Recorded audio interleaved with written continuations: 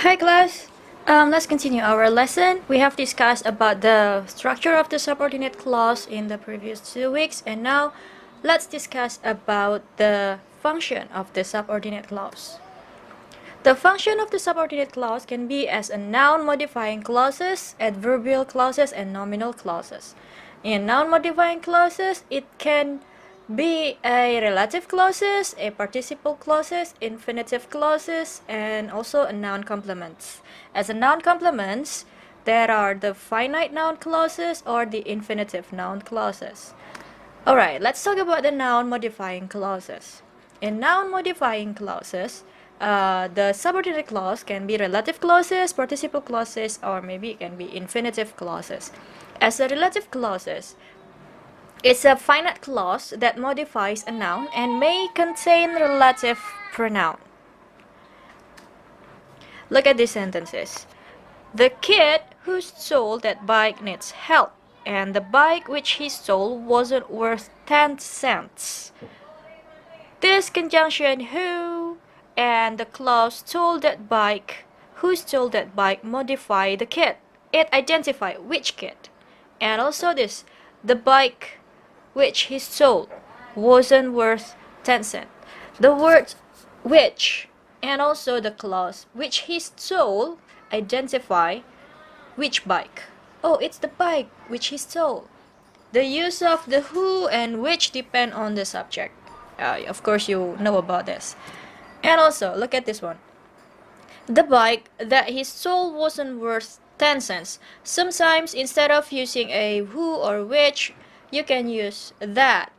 But sometimes, in relative clause, you don't need to include the relative pronoun. That means, that is why it may contain the relative pronoun or it may not, because you don't have to include the conjunction here to identify which bike, because he stole the bike he stole. The clause he stole has already identified which bike. And there is a digression in restrictive and non-restrictive modification of the relative clause. I give you an example. And if there is a case like this, I have one uncle in Massachusetts and one in California, right? It means that I have two uncles, right? And when I say my uncle is a baker, it is not clear which uncle that I mean that is a baker. So, compare with this. My mother is a lawyer. This way, in this sentence, it is clear which mom. Of course not, because we only have one mother, right? So it doesn't have to another extra information to define. To define which mother is it. But in the first case, the uncle sentence here, you need another information to point out which uncle.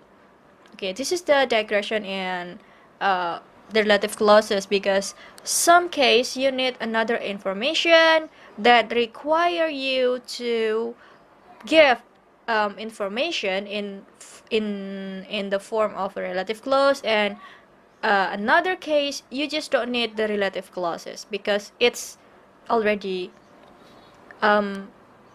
clear which one that you mean. But here, if we give another information, who lives in Massachusetts, it's clear which uncle that I mean with my statement, the one who is a baker.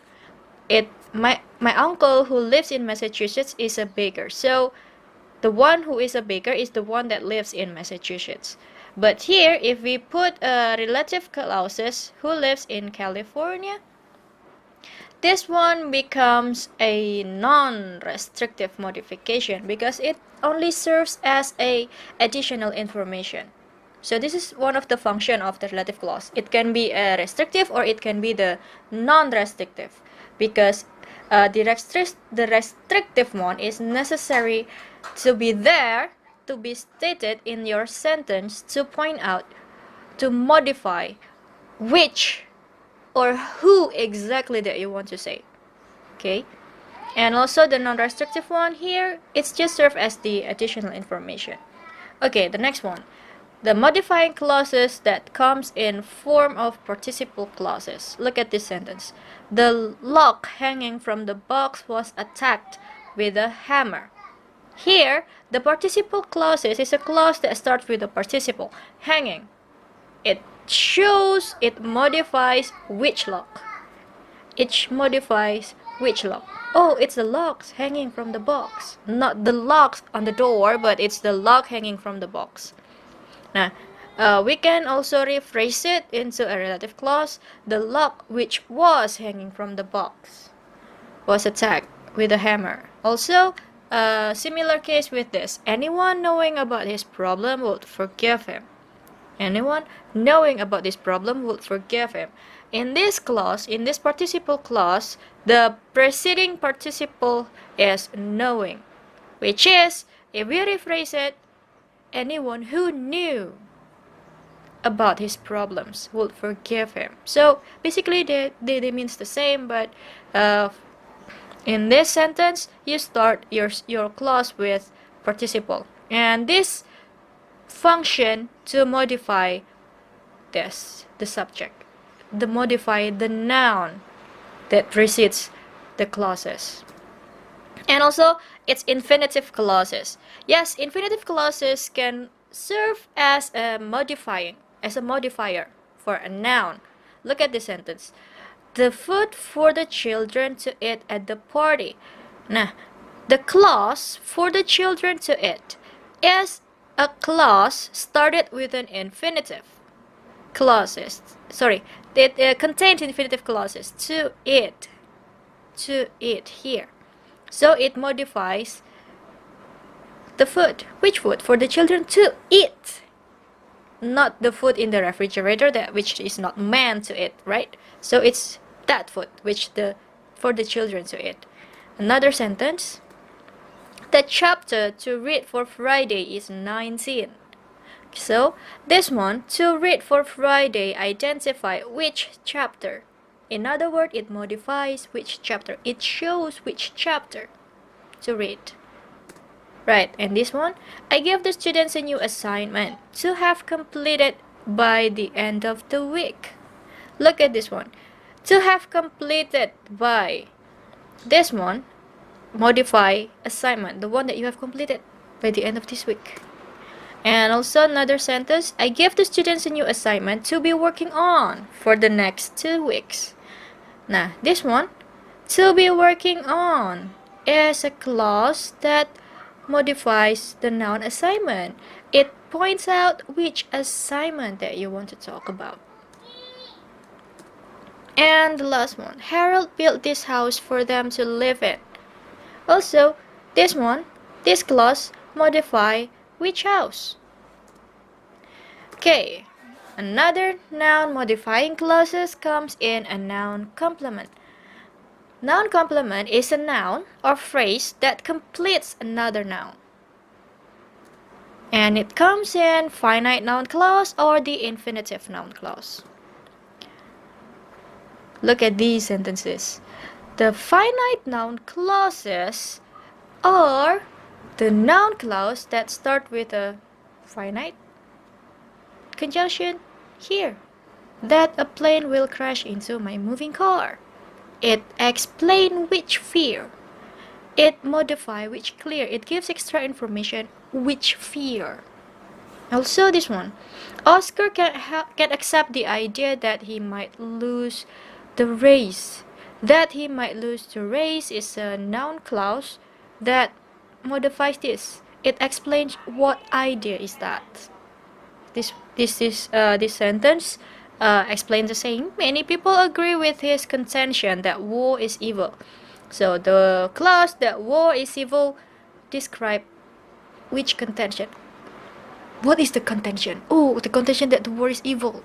And also the fact that Henry is lazy amazes everyone. The clause that Henry is lazy gives further information. What fact? The fact that Henry is lazy. And also, similar with the last sentence, we entertain the suspicion that Mink had cheated. This explain what suspicions. Right, so let's talk about the infinitive noun clause. See, the infinitive noun clause is a noun clause that start or maybe contain an infinitive or infinitive verb such as study, accepts. See, no marking here. Her decision not to study defines what decision, what is the content of the decision. And also this one, to accept the children's claim. The adult find it hard. What is hard? To accept the children's claim. What is the claim? Oh, it's to be in charge.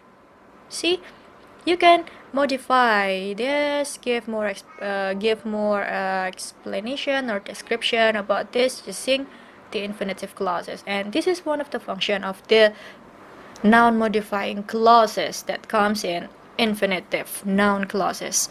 And also, they were astonished by my desire for you to win $1 million.